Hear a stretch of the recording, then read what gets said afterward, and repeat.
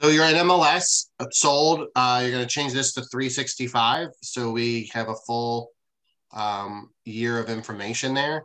And then you're going to go into the subdivision. So I was going to just do like Walton Park as an example.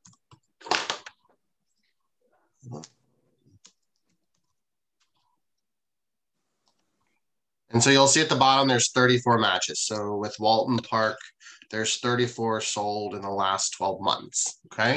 So that's the first data point you need. And then you're gonna have to go back to Realist.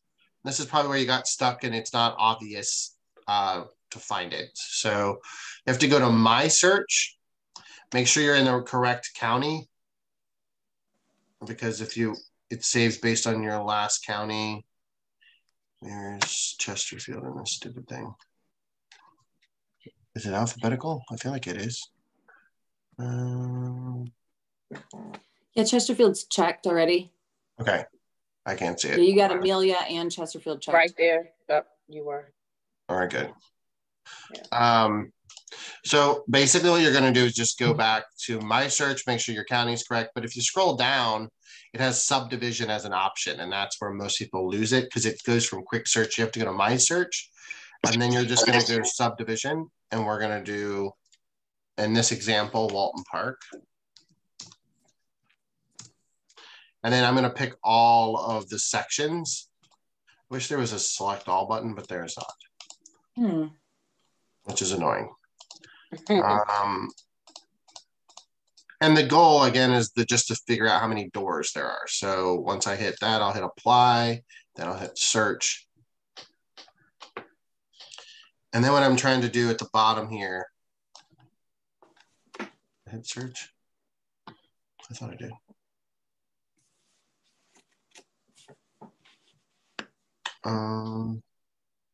You know what I did? I zoomed in with my last client, so maybe that's. Oh, there it is. Sorry. There's really, really small right here in the bottom, 823 houses in Walton Park. So those are all the sections, right? So I'm going to take the 34 sold and the 823. And the thing is if you're like, wow, I can't afford to mail 823 postcards and do all that, you could go back and section that out. You could say, I won't do section 4 or section 5, right? So maybe I won't do this section because I just financially don't want to do it. Or maybe that's the new section and you're like, you know, I want to do the older section. So depending on what neighborhood it is, you can kind of shrink it down. But for rough math, you're going to take that 34 and divide that by 823. And that's a 4% turn rate, which is not great. We want to hit around 7, right? And so that's the first thing is that's a very quick hit. Like, hey, how many houses have sold in 12 months and how many houses are in that neighborhood? And if you remember, it's a 70 houses to 1 ratio. So we want to be in the 200 to 300 range as far as the size of your neighborhood. So if you live in a neighborhood, there's some smaller neighborhoods that are about 150, you're only going to get 2 or 3 sales out of that. That's financially not going to be the best option for them. And then the last thing, if you remember, we want to talk about the gorillas in the room, right? So if we look back at these 34, this is how many houses have sold. I'm going to double click on that and insert the column for a listing agent name.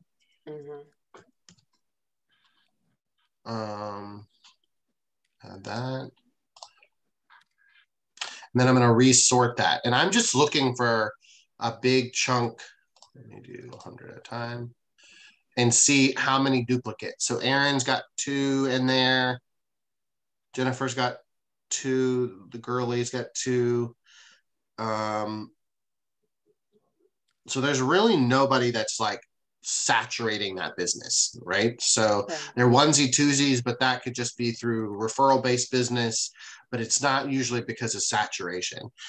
So those are the 3 things I want you to make sure the size is correct, the turn rate is correct, and that there's no gorilla in there, okay?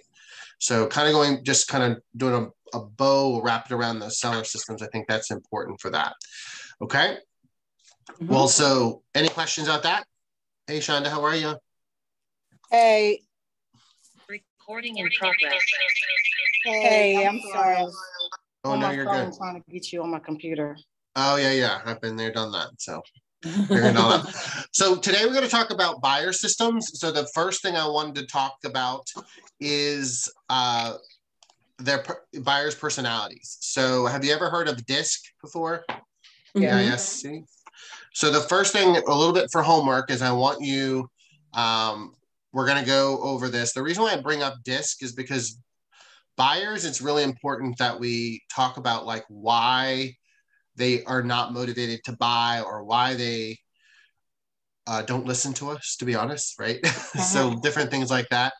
It's sometimes it's a communication on how we're talking to them. So I am going to ask you guys if you guys have you guys done the DISC recently where you've done that profile?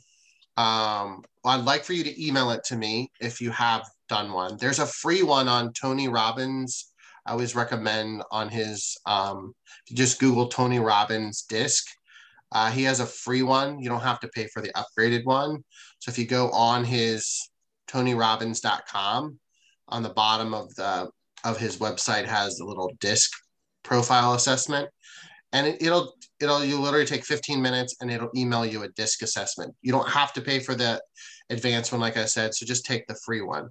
But the reason why I start with any time of buyer systems with DISC is because it's really important for us to really look at, I want to see if I can zoom in a little bit here, is make sure that we're communicating properly when we're doing our buyer consultations with them. So I'm going to show you a buyer consultation and I'm going to give you a copy of it that you guys can modify. But make sure, if I'm going to go through them real quick. D, the dominant side, the biggest thing is the buyer is very short with their wording and they're very fast-paced people. So they're not going to be real talkative. They're going to be really fast. The I, which is the influencer, they're more of the emotion-based people.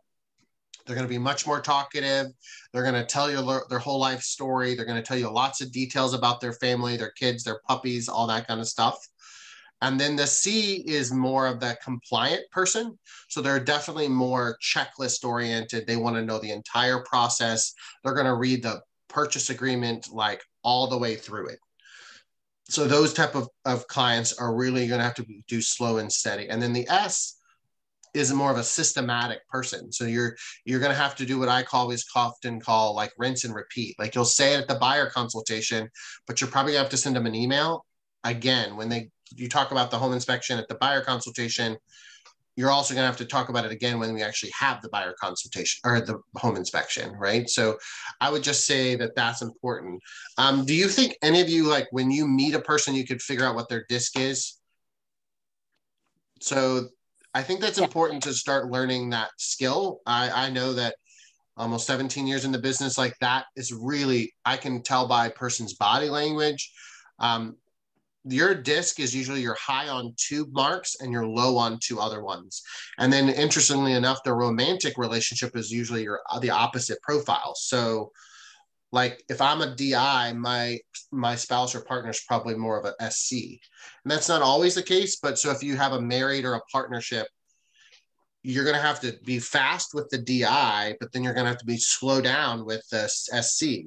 So if you're doing a consultation with 2 people at the same time, you're going to be like feeling like you're spinning plates because it's so tricky to kind of find that balance to work through that. So what do you guys think that you guys are? So if you've taken it before, what profile did it report to you? I actually just took it, I think last weekend, not this past weekend, but the weekend before last. And I was higher on the dominance influence but my consciousness and steadiness were not very far behind. I am one of those rare people that kind of gets a little bit of everything. Okay. But my higher 2 were the dominance and influence. Do you know if the D or the I, which one was the highest of the 2? D. Yeah, that's what I would think. Yeah. So Mel, what about you? Would you guess what you are based on kind of looking at this? I took this a long time ago and I cannot remember what the actual results were. But I think I'm probably more on the DI side. And which one do you think is more dominant? Probably D. I would think it's your I, personally. You think so? You're much more social. You've got a lot of energy. I'm real high energy. You're high energy. Your body language. You move with your hands a lot. Like so you're a DI as well. Tundra, what about you? Same DI, and I think influence will probably be my dominant one. Yeah, definitely. And then Stacy, what about you? I think D. And what would be your second one? It's not I can tell you that. Probably C. Yeah. So you're a little bit more cautious. You won't dive into the pool. You want to test it out and make sure everything's working. Right. So yeah. I'm a DI. I'm a 99% D and I'm a 64% I. So I say I'm like I'm an asshole wrapped in a candy wrapper. Like I'm really yeah. So I come off very nice and sweet to y'all. Like I'm super nice. But if you piss me off, it's not gonna be a good day for you.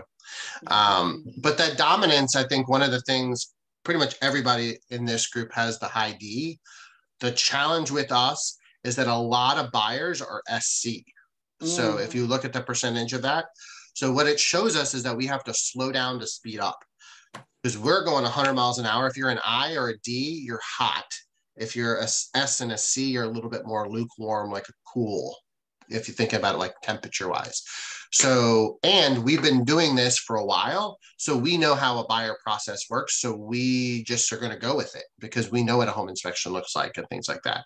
So one of the first things I would tell you is that we hear all the time that, well, this client has bought 3 houses, so I'm not going to do a buyer consultation with them.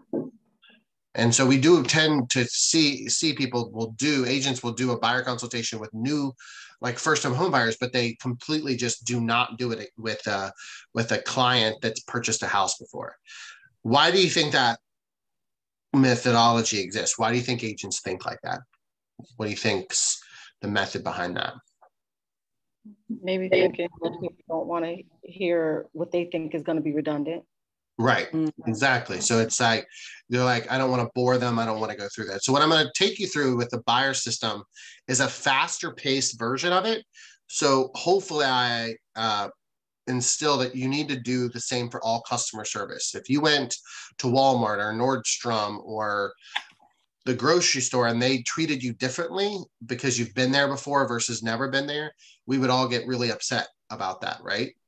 So I think one of the key things is that regardless of the experience, like if they purchased a house or not, we need to come up with a buyer system that's uniform for everybody. So if they're your best friend and you sold them 6 houses versus this is a stranger you met at an open house, we still have to do somewhat of the same customer service level. So we break it apart a little bit differently. So I'm going to give you access to a Canva presentation, but this one is a buyer consultation. But I always say that it's kind of like if you bought a car and the light comes on and you need to get the owner's manual. Something like this, I'm going to show it to you. I would print it out. It's pretty. You can change the logo. You obviously change the photos, update it for what you're going to do. It tells the buyer process. But this is something you keep printed and on the shelf, but this is not something you're going to go over with them at the buyer consultation. This is, my literal dialogue with them is, hey, this is a copy. When you have questions at 2 o'clock in the morning or you're a little bit nervous about something, this is like this car manual, like reference it, keep it in all your files and your paperwork throughout the buyer process. But I want to give this to you so you have a reference guide. SCs like this because they can go back and read information about this. So you can change the photos and things like that, but I'm going to give you that. You want to always, with the buyer consultation, have something that you give them that they can reference later. We don't flip through this. That's a little bit of an old school methodology. We don't do that anymore. So, but the one thing that we do go through, and I'm actually going to role play this like I'm going to say it out loud. It's going to take me about 15 minutes to do it. And the reason why is there's certain words I say, and there's certain things in this presentation that I want you guys to be aware of. And again, I'm going to send this to you. And you can add your logo, change all that information on there, all that good stuff. But the goal is that you would you would have this on an iPad, you would have this on your laptop, you can have it in a flip book if you want, but something really quick to go through. Do you guys still meet with your buyers at like a coffee shop, or do you just go to the first house? There's no wrong answer by saying either way, but do you find buyers are willing to meet with you ahead of time, or do they just want to start looking at houses? It depends on the buyer. Okay. If it's a referral, then we always just go straight to the first house. And, you know, after that first house, I'm like, hey, do you want to work with me? I think we'd work well together. Let's sign this buyer agreement, you know. But sometimes you meet, like, we'll have like a Zoom talk or meet at a coffee shop or something like that. So it kind of depends, I guess, on their personality or who recommended them. I agree. Anybody else have a difference, or does everybody agree that's kind of the method? It's kind of, I always meet with people. okay. I always At like a coffee shop, or like an office or something? Usually at the office, and do my buyer presentation. You know, talk to them about getting pre-approved and explaining the whole process to them, just so we can like set expectations up front. Okay. And Shonda, what about you? You shake your head. Do you meet them? Yes, every single one of them I meet. Okay, good. When COVID was high, I was meeting them on Zoom, but doing a share screen from a presentation. So I coach a lot of different people. I have them where they actually recorded this presentation and have a YouTube link, and they'll send hey, I'm going to meet you at the first house tomorrow at 3 o'clock, but make sure you watch this video before we meet. That's an efficient way to do it. I've also seen people set up a you know, like a Zoom call and do the same thing. And then I've also seen people do it at a coffee shop. And then I've also seen people do it at the first house. So Mel, you were saying like you go straight to the house, which is fine. I would recommend going to a vacant house first, if that's what you're going to do, and give yourself a little bit. This presentation I'm about to go through is not more than 15 minutes. So if you block 30 minutes, you're going to do 15 minutes looking at the house, and then say, before we go to the second house, I'm going to pop open my laptop and just stick it right on the kitchen counter, and let me just run through this so we can just kind of be on the same page. I just don't want us to miss the opportunity to set this right at the foundation of our relationship with them, right? This actual presentation is out of a large team out of California. And the reason why they put this very simple presentation together is that they felt like there was some decent amount of fallout at home inspection, at appraisals, like when it really gets into the nitty gritty of the transaction. And so now every single one of their clients goes through, buyer agents uses this presentation. So it's not a presentation that I created, but I literally have used this for 10 plus years at this point. So I'm just going to walk through kind of the components of it. So if I am in front of them or I'm at the vacant house, I'm going to literally say, this is the goal of this, is to just understand the whole home buying process. And if you have purchased a house in the last 3 to 5 years, and unfortunately or fortunately, everything's changed. The market's changed, loan process systems have changed. So even though you've purchased a home maybe 3 years ago, in 2021, it is different. So I'm just going to really walk you through what the changes are, right? So as I go through, the first thing is setting expectations of just when I'm available. So you can modify this based on that, but my general hours are 9 to 5, and I usually would love to text you or call you if we're not in negotiation. The best way for me is by text or call or email, but the fastest way is probably by text. But make sure if you are leaving me a voicemail, you leave a detailed message so I can work on the question and the answer there. But if it's after 9 p.m., if you want to change that, you can. I will return it the next day unless we're in negotiation of our transaction. And the biggest thing I want to make sure you're aware of is that there's a difference between a salesperson and a consultant. I'm going to ask you a lot of questions, not just about the house. I'm going to ask you more about your lifestyle, your pets, your kids, just to get to really to be familiar with what you need overall. And I'm curious, do you know what a buyer's market is versus a seller's market? And then you let them talk. And most people do. And you're going to say, okay, that's awesome. If not, we are in a very competitive seller's market. And what I mean by that is right now we're about at 100%, if not higher than our asking price. So obviously simple math is if it's listed 300, you're going to have to at least pay 300. In some markets, we're seeing you're going to have to pay 310 to 320 to get the house, right? So we're definitely in a seller's market. But the good thing is that average price right now is increasing by 8.3%. So what that means is next year, your house is worth 8% more than it was this year. So you're just making money because of the opportunity of the market. And then biggest thing is that because there's such a high demand, prices are going up. So we just need to be real competitive and clean. And then we will talk to them about foreclosures and short sales. Even if they don't want those, I want you to cover that because they're going to Google it and they're going to find other things and they're going to feel like that's maybe a good deal.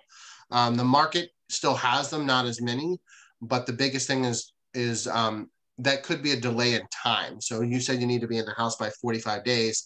It could be 60 or 90 days because this is a third party kind of approving that process. Also, if you see a for sale by owner, that's fine. I can show you those. They're happy to get us in and they're happy to pay me because they have to pay the attorney by hour versus they just pay me a flat percentage.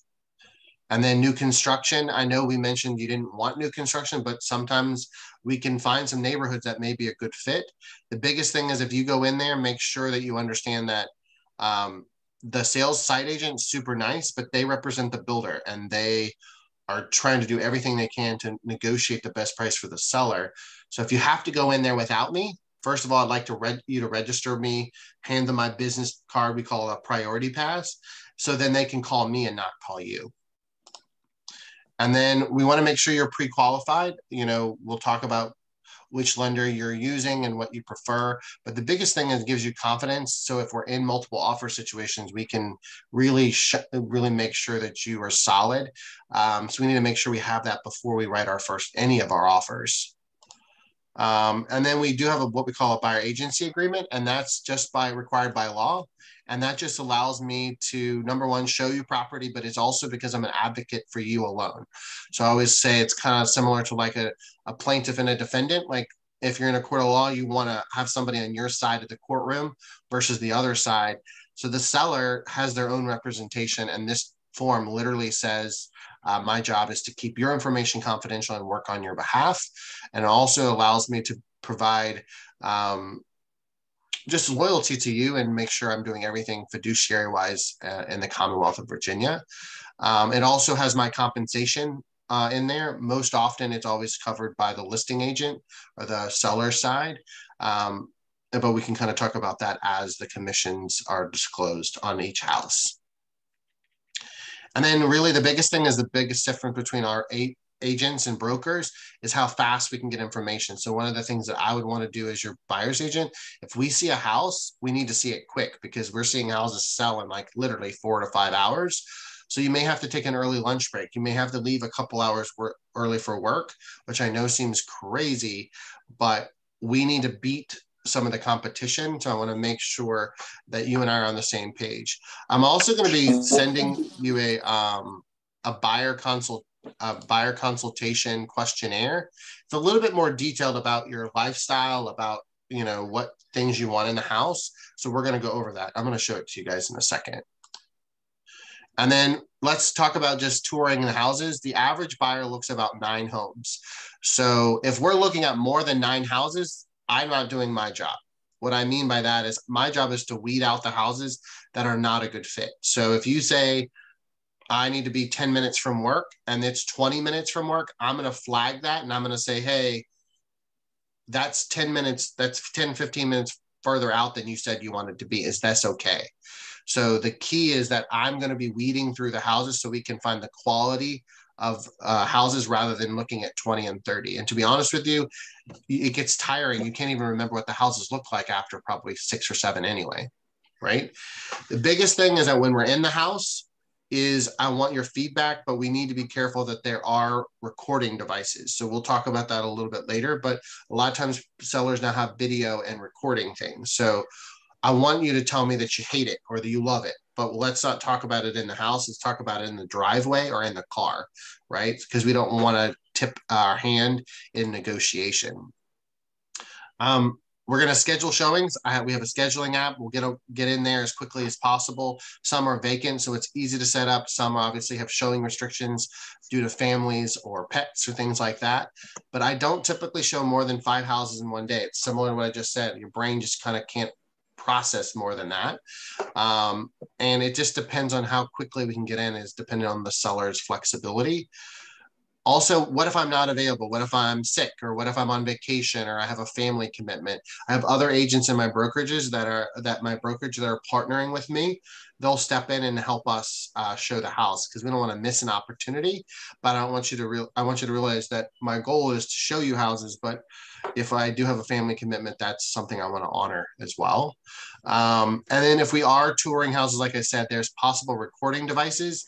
So we can run through it. We can kind of talk about things, but I don't want you to show a lot of emotion, because if a seller sees that you're super excited, or a seller can hear that you said, hey, let's offer 10,000 over asking price, that's going to show our hand, and it's going to affect my ability to get you the best offer.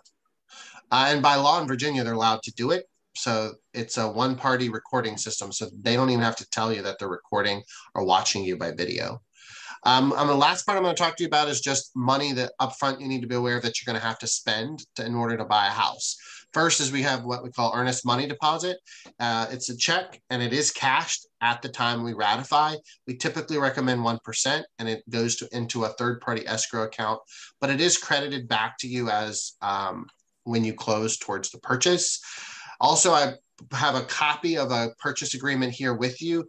I want you to take it home. I want you to read it. I want us to understand what we're going to sign, because we use electronic systems, and we're literally signing offers at like 9, 10, 11 o'clock at night. And then you don't know what you're signing. So I want to make sure we are upfront. You have a paper copy, you know what you're signing. So when we're signing it electronically through email, you are confident with what you're signing, right? Home inspection is another contingency that was very common in this market. Cost is approximate because it's based on the age of the house and the square footage. So it could be less than 400, could be more than 400. I'll give you some recommendations of home inspectors, but be prepared that they need to be paid upfront. After the home inspection is done, they're going to send you an invoice and need that paid prior to us getting that report. It is not for cosmetic things. And cosmetic is something is like a rip in the carpet, you know, a little hole in the wall, right? Those are things we cannot ask for, but it's major defects. It's mechanical, structural, or safety things. So roof leaking, foundation, mold in the crawl space, things like that. That's the things that we have a form that we can provide the sellers with. I will tell you guys, I give them a sample form, which I send them an old one, a repair addendum that I've done on a past client. I black out the client's name. And I also print out a copy of an old home inspection. I don't give them the home inspection, but I show them how thick it is and how many pages it is. So I'm bringing that to the buyer consultation and saying, this is a 45-page home inspection, and this is the repair addendum that we asked the seller to repair. Yours is going to be a little different, but it is not abnormal for you to have a 40-page report. This is the form we're going to use. And honestly, there's very common defects are mold in the crawl space. Very common to see some structural things and some roof things. So when that happens, or if that happens, of course, we hope it's not on your house, but there's always a solution to that problem. It's either get a credit from the seller, ask them to repair it, or we have the opportunity to walk away from the transaction depending on how we write the offer. Appraisal is also an upfront cost. You have to usually pay that. The lender will ask you to pay that upfront. Again, it's approximate because it depends on what lender you're using and what type of loan product. But you want to pay for that appraisal, number one, because it's your right as the buyer, but it's also because we don't want you to overpay for the property. So if we have a house that we looked at that's 300 and you paid 320 to get it, we want to make it sure it's worth 320, right? Then loan commitments about a week before closing. They're going to make sure that you've done everything to provide documentation. This is probably the most painful part for you. They're going to ask you for W-2s, tax returns, everything short of your blood. Like they're going to ask you a lot of documentation. but I need to make sure you understand when they ask for it, you give it to them very quickly, not waiting 24 hours. So some of the delay in closing sometimes is on the lender, sometimes it's on the buyer, sometimes it's on the seller.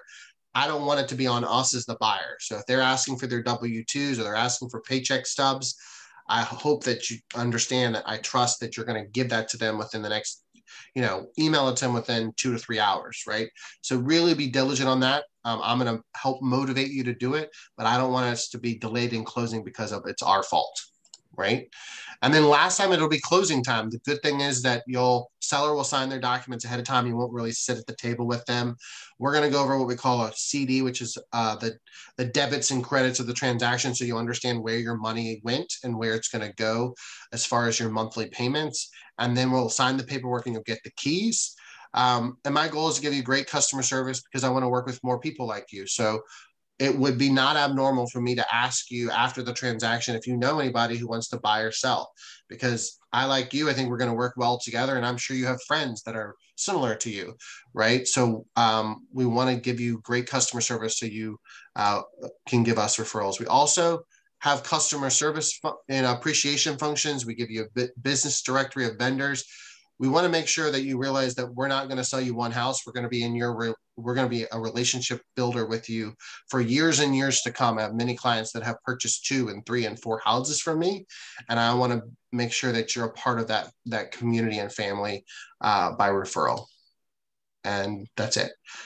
So what did you guys hear? Do you guys have similar language in your presentation? What would you add or subtract from that? I'll stop sharing so I can see your faces. It was really thorough. I loved just how thorough it was because, obviously I'll go through things like this, but it's more of just a free form. I don't have a presentation per se, but I do have a checklist for buyers that I give them that kind of like explains, and I'll email it after I've talked to them about it. But I like this PowerPoint though. I would use it for sure. Anybody else? Does anybody else have one that's a little different that they like? What's your feedback? Sean, I know you said you do one. Do you have a written one that's like a presentation style, or is it PowerPoint? What's yours look like compared to this? No, mine is actually written. I like the PowerPoint.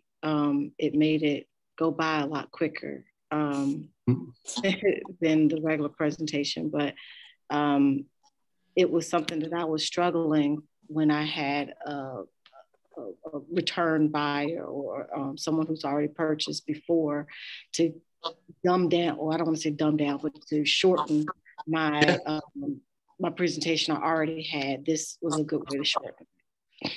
And somebody, if you had a repeat client, maybe you do create a YouTube or like record a Zoom meeting and you just say, make sure you watch this video to refresh yourself on the process. But I want to make sure, I guess I reiterate, in a buyer system, it's everybody. There's not one, you don't just piecemeal it. There's also fair housing challenges. So if you do a buyer consultation with me, and then you don't do a buyer consultation with Joe Smith, why did you not give Joe Smith that buyer consultation? And if you were called to the carpet in fair housing, that could be a very interesting conversation on how you chose to do one with me and not with him. So not to go all legal crazy with y'all, but it truly is one and all. Like everybody has to have the same thing. So regardless, my challenge, and we'll talk about this at the next session, is I want to know what systems you're going to put in. Is it a video that everybody has to watch? Is it everyone does that PowerPoint? Is it everybody does that, that paper version that I showed you before? Whatever system you go with, you have to be consistently doing it. So I would just say that that's something, is you choose it and then you go with it and you're consistent with it. In the presentation, you also heard that there's a little bit of a buyer questionnaire. So I'm going to send you the buyer questionnaire real quick, and it's already done. Let me exit out of this real quick. Maybe.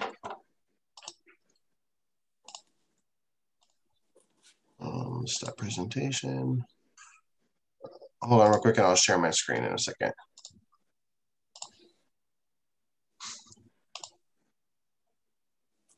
Hey, Jackie, how are you? I'm well, how are you? I'm great. is that I'm going to email you guys a buyer and a seller one. So what we typically do, this is a Google form if you've ever used Google Forms before, is I send this before our appointment. So if I'm going to do a Zoom appointment, or I'm going to show the first house, or I'm going to meet at the coffee shop, it doesn't matter, right? I'm going to send an email to the buyer and say, I look forward to meeting you tomorrow at 3:00 at 123 Smith Street or Starbucks or wherever you're going to meet them.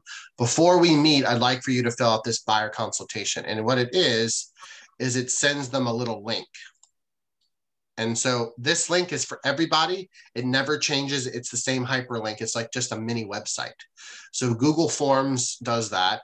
And so when they respond, it actually has responses, and it'll tell you how they answered the questions on there. You also will see on this Google form, this little green thing, it'll convert their answers into a spreadsheet. And that's what I print, and I bring the spreadsheet with me to the first house or the coffee shop. And then also a little side trick of these little dots when I'm under responses, make sure you get an email notification set up, because as soon as they do their buyer questionnaire, it'll email you that they did it. So I would love for a buyer system is you scheduling the appointment. I've also put it in, like, if you guys use Google, like a Google, you could put it in the body of that appointment and just say, please fill out this ahead of time, right? I don't care how you get it to them, but they need to have, where's my little, they need to have that. So, and the questions, the reason why we do, what's that? I'm sorry. How do you get that link into that body? Into that? So I'm on the back side, like in Google Forms. Forms is purple. So if you're finding Google Forms, a lot of times it's hard to, so if I'm in my Gmail account, all my Google products are in these little dots at the top right. I have Forms there because I've moved it. If you don't have a purple icon, you'll have to go to More, and then you'll find the Google form. Okay. And then once I get in there, you'll see this form looks like this, and you can change all this. So like this has got this cute little whatever it is. If I don't like that, I can upload a new image. I've seen a lot of people put their logo on there. You could also change it to pink, red, green, whatever color you want on that. And this, if you see these asterisks, you can make it required or not required. And I can move these boxes around. I can do different things. This is literally, we created this out of a form that we used to use that was a paper form. It was kind of like you fill it all in, right? We took that paper old school PDF and created it in this. What we found is that it's more accurate. When they can sit in their living room and they could think about their answers versus you putting them on the spot, they're more authentic. When I'm doing it at maybe a coffee shop and I give them this form to fill out and they're filling it out while I'm talking, they're just giving me an answer that's their gut initial. They just want to get the form done because they don't honestly care. They want to go look at some houses, right? So this gives them time to think about it in their house, in their own pace. And so you can go through these, like what's the best answer? Contact information. Why are you moving?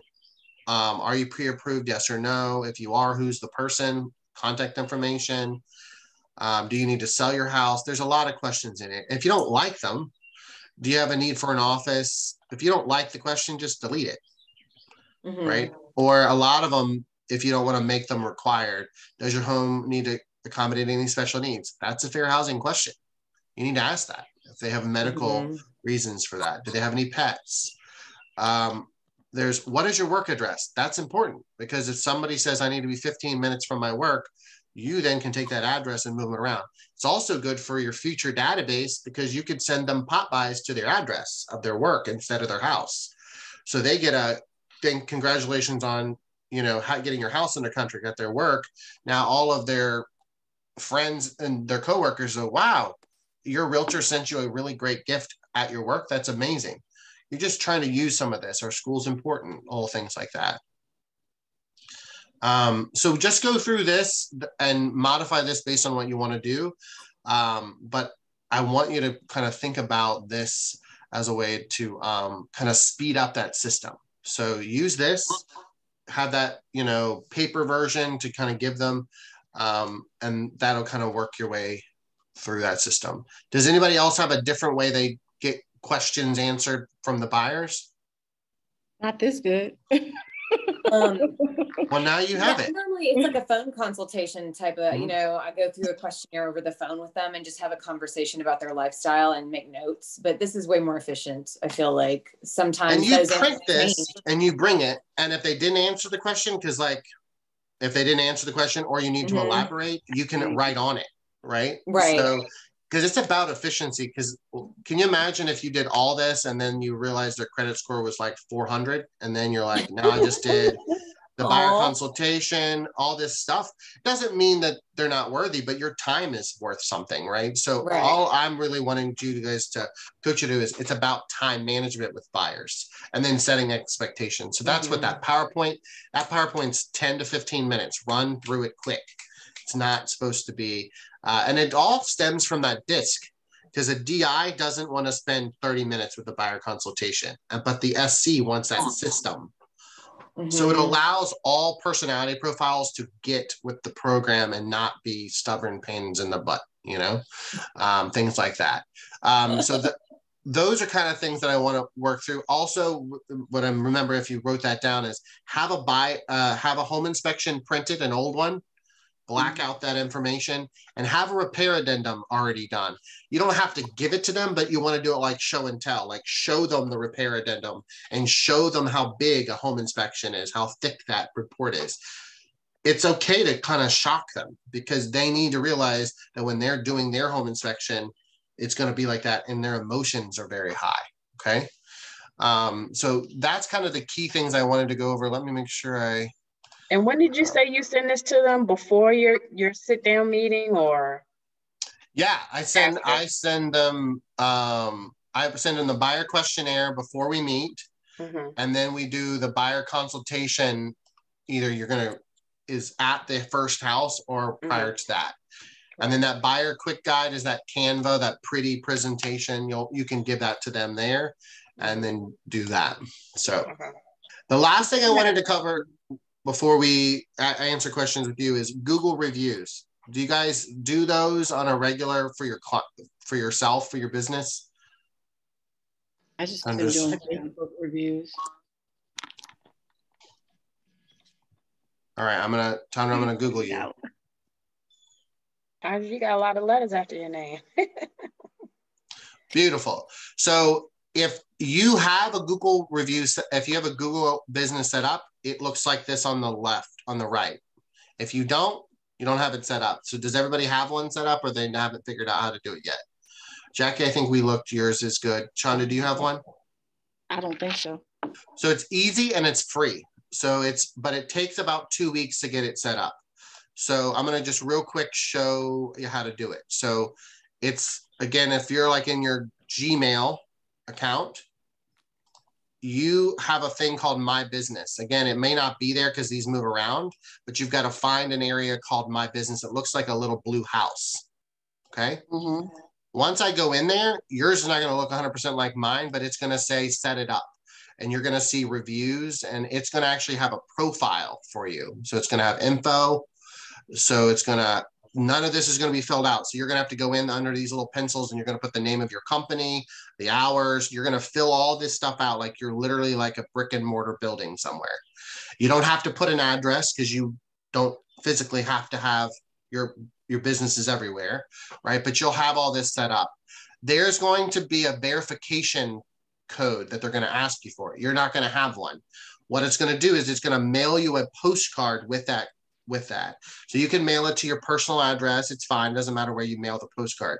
So you're going to set up your initial profile.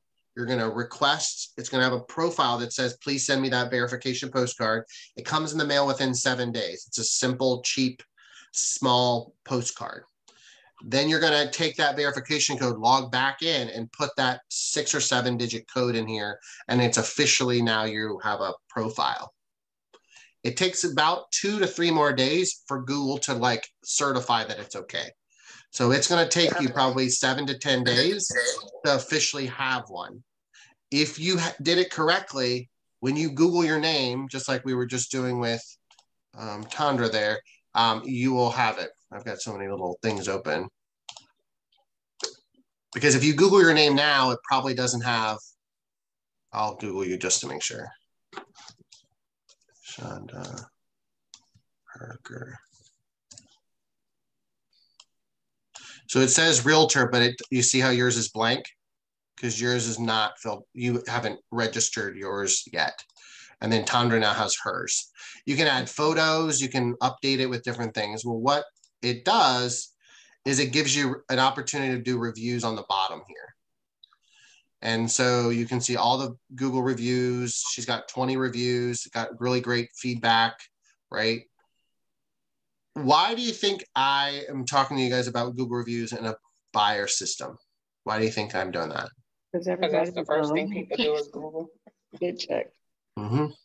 Check reviews. Buyers look, they find you.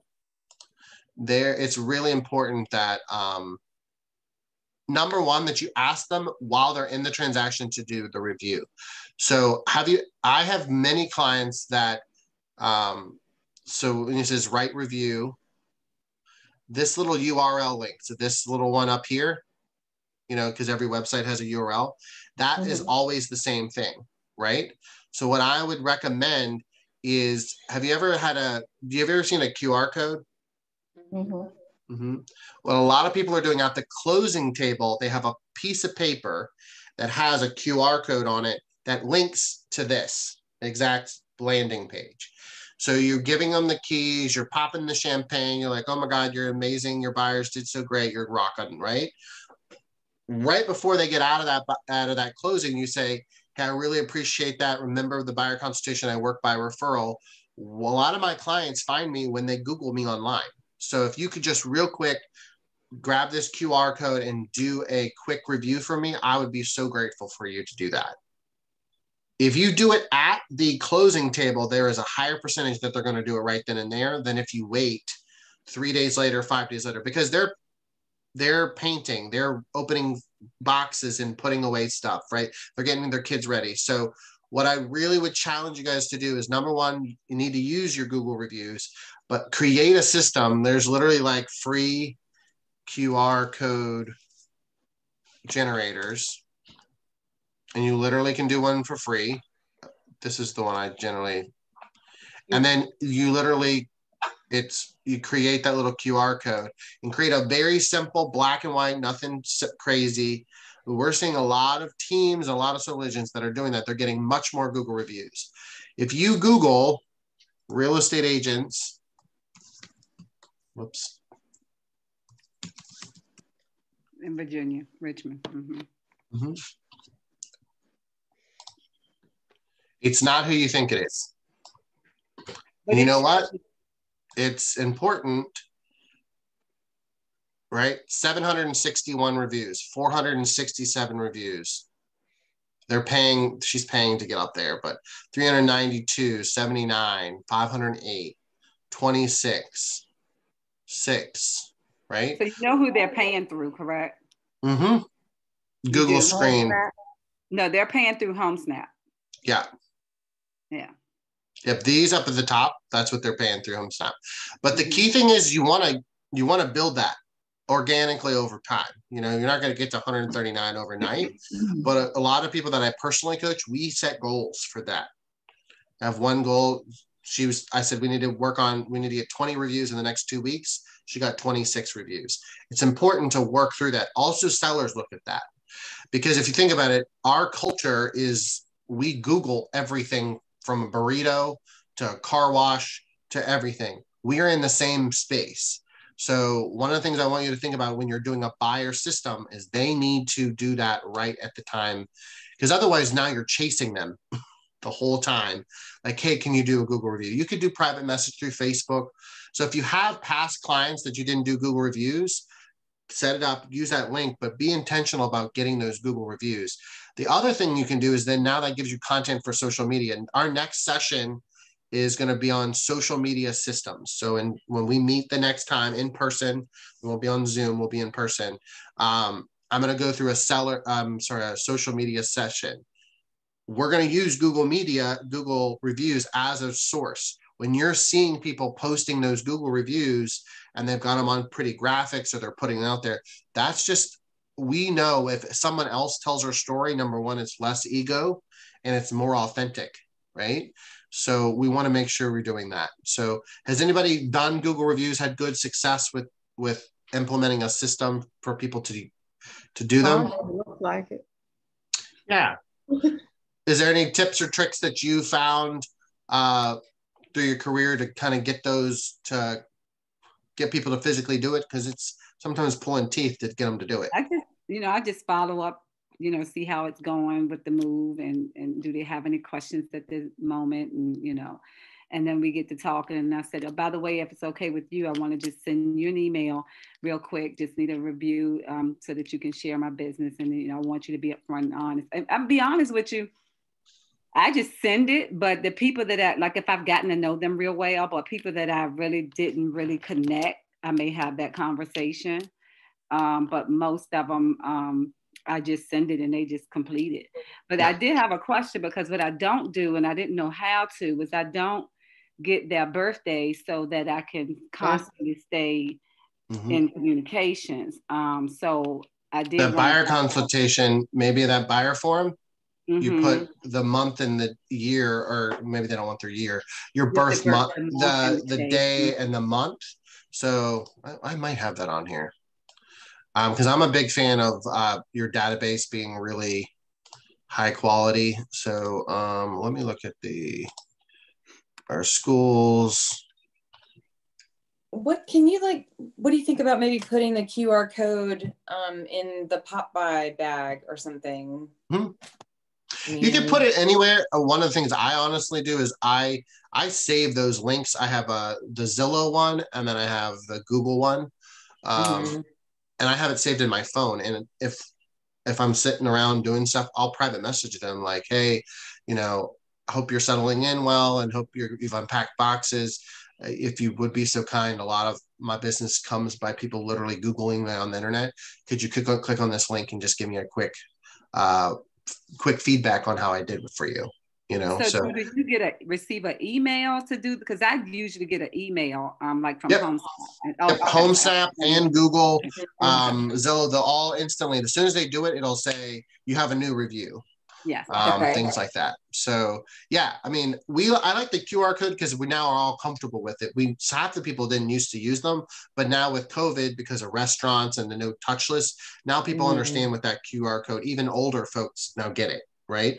So my recommendation is just to have that in your, when you're bringing like you said, maybe a bottle of champagne or whatever your closing gift is, have a little, or you could put it on I've even seen some people now switching and putting on the back of their business card. I was getting ready to say, I've seen that. But that QR code that's my Google review. And you could do a Google review QR code, and you could do a Zillow review card.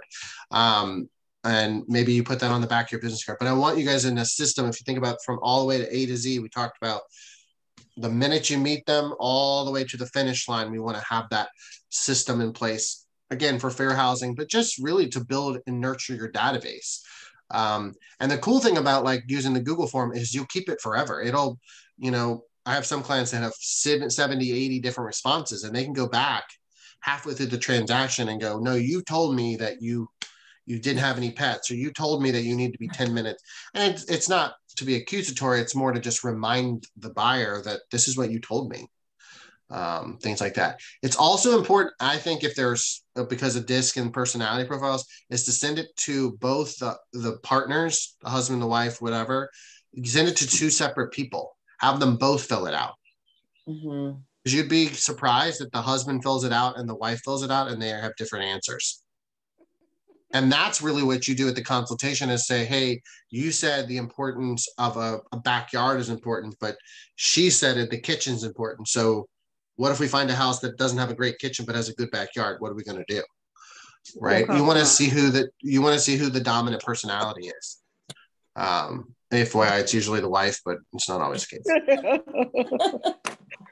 So, all right. So really action items. I'm going to email you guys the buyer and the seller questionnaire through Google Forms. Make sure you make a copy of it though, because I can see if you change it, which I'll just text you like, you're changing the original. So think about, I'm going to send you the Canva, the printed version, so you can customize that. I'm going to send you that PowerPoint so you can customize that with your logos and your colors, and then the questionnaire. So those three things, what I'd like to see is see those at the next time. And we'll be in person, so bring your laptops, we'll look at them, just so we can make sure those systems are in place. And then next time we meet, we're going to be going over social media.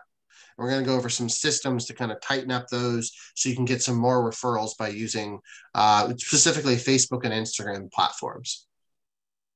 Will you please send us the recording of this meeting as well so we can refer back to it while we're doing all of this? Absolutely. Yep.